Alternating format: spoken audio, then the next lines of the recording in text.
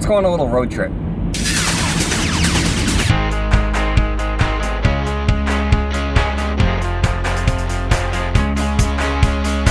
Pit stop, we need caffeine.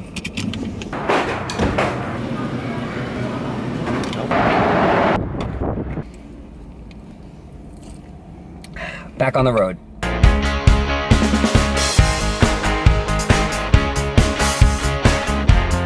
Road trip snacks, cookie dough Quest bar, bag of Quest chips. About these bars here, so some people have actually emailed me, even some of my clients, saying that they noticed the nutrition facts are a little different on these Quest bars.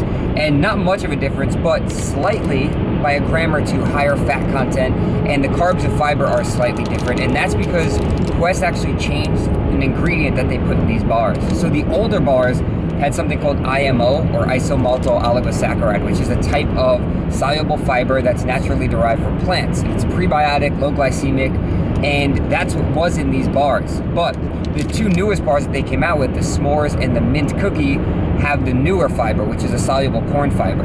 So they're actually switching all of the bars to soluble corn fiber. So you'll notice the macros might be slightly different from some of the older bars.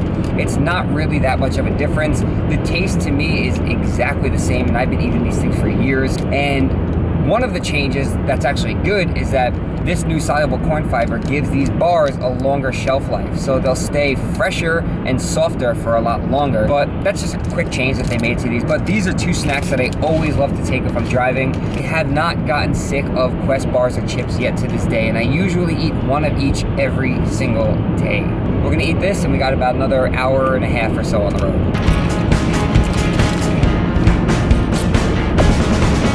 So the reason a bar is better than chips when driving is because when you get to the bottom of the bag, you can only do the claw for so long getting the crumbs out. And you don't want to do this maneuver because then you'll get chip dust in your eyes while you're driving. Sunglasses provide a good shield, but you got to be careful because you're blocking your view right here. So you got to just let some of those crumbs go until you either get stuck in traffic or reach your destination. So we're going to let these few crumbs go, and we'll eat the bar now. We made it. We're here in Troy, New York, which is about 4 hours from where we live. And I never even told you guys the reason we came here. We're here just for the day. My oldest brother, Mike, has his graduation today from Albany Medical College to become a CRNA. So incredibly proud of him. So we came here to watch him graduate today. And then tomorrow morning, he moves back to Austin, Texas. So he was living in Albany while he was going to college, and he got a job in Texas. So he's going back down there tomorrow. So Brittany and I are here for the day. I think my dad is somewhere behind us. We left at different times, but we are coming to check into his hotel right now just to say what's up, and then they got to check out. So that's why we're here.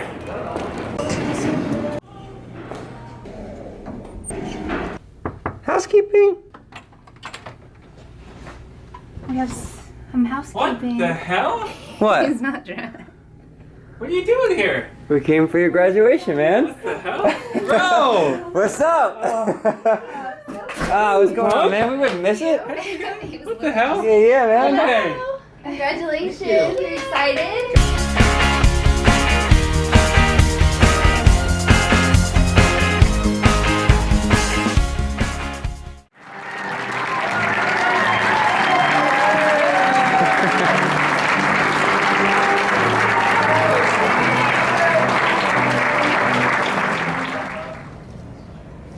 Michael Fusaro. Yeah, Mike.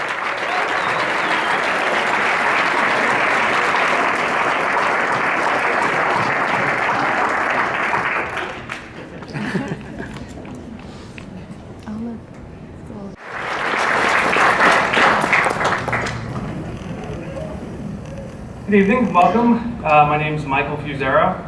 To the family, friends, faculty, mentors, preceptors, advisors, and to the class of 2015, we're not only here to congratulate you and commend you on your future endeavors in anesthesia. Our circle of support, we're here for you as well. Now,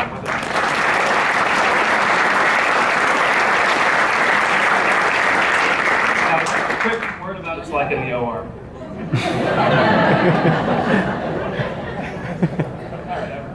And may the odds be ever in your favor.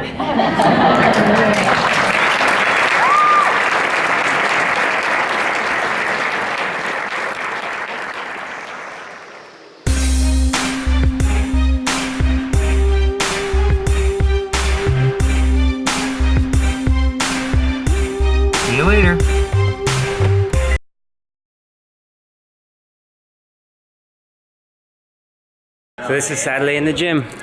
1, 2, 3, 4, maybe 4 or 5 people.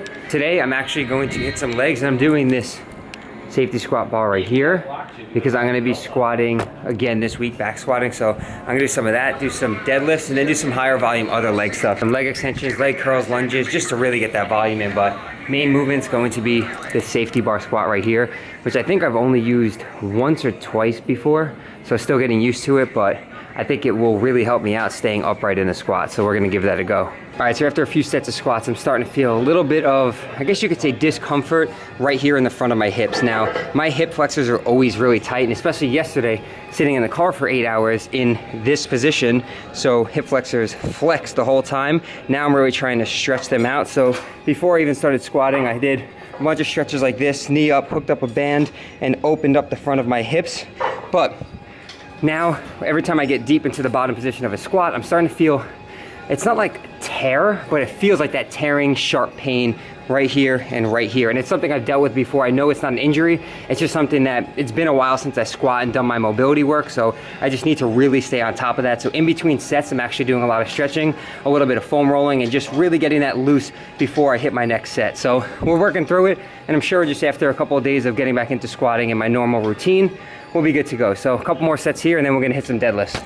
So one thing with the squat is, a lot of times you're told to really sit back and get that arch in your lower back. The problem is, a lot of times you'll lose abdominal tightness and you'll lose the ability to get intra-abdominal pressure and have a tight core. So when you squat, if you think about doing this and sitting back too far, you're actually gonna end up getting that butt wink because you're trying so hard to keep that arch in your lower back, and you're also losing tightness in your core. So what I'm trying to do is tuck it under a little bit, tighten my core, so when I go down, my core is tight the whole time and I'm not in this extended position. So you definitely want to avoid as much lumbar flexion as possible. So again, butt wink, and you can test that by holding onto something, seeing how far you can come down until your ass starts to round under.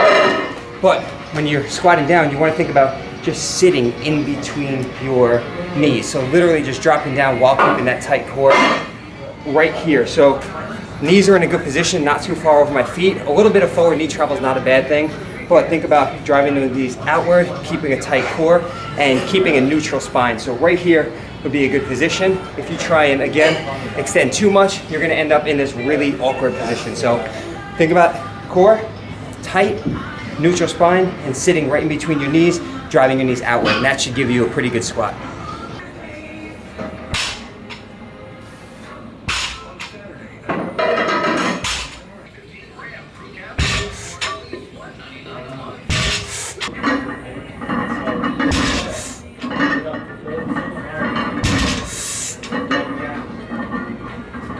All right, so a lot of you guys know I just previously hit a deadlift PR of 500 pounds. So today, unplanned, I'm gonna go for a new rep PR with 405.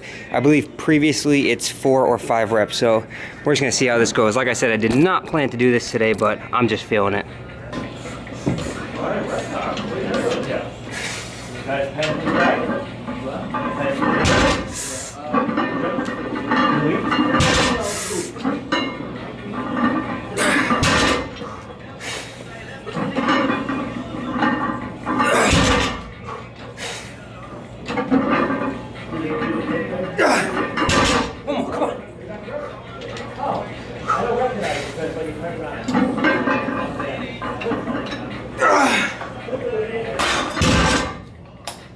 So 405 pounds for 6 reps on the deadlift, and I'm pretty happy with that. Looking back, being that the last time I tried 405 for reps, I got 4, so a 2 rep volume PR right there. And I have to say, I might have had some more energy, but I looked at the last rep and there seemed to be a little bit of form breakdown, so I'm happy that I didn't try and keep pushing it, as like I said, this was completely unplanned going into the gym. It was just something I felt like doing at that time. So 405 for 6, not bad. I do think my deadlift has been improving over time. Now I really just need to also work on my squat and bench, which I will be doing moving forward.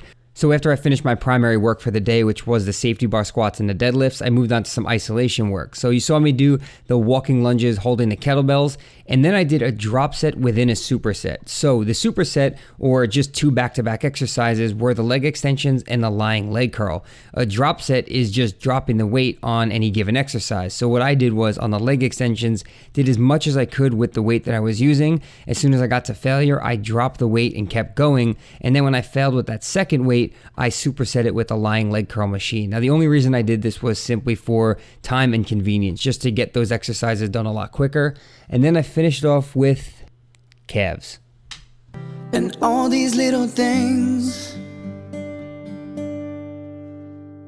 So I want to thank you guys as always for watching. If you enjoyed the video, go ahead and click that thumbs up button. And if you're interested in working together with my one-on-one online coaching, where I do your macros training, cardio supplements, any kind of need that you have in regards to fitness, nutrition, and lifestyle, you can feel free to email me, Matty@FusaroFitness.com. You can click to apply, or you could just click on that picture of me right there under online coaching, and that will take you right to the website to find out more information. So don't hesitate to reach out to me. I do have some spots open for coaching.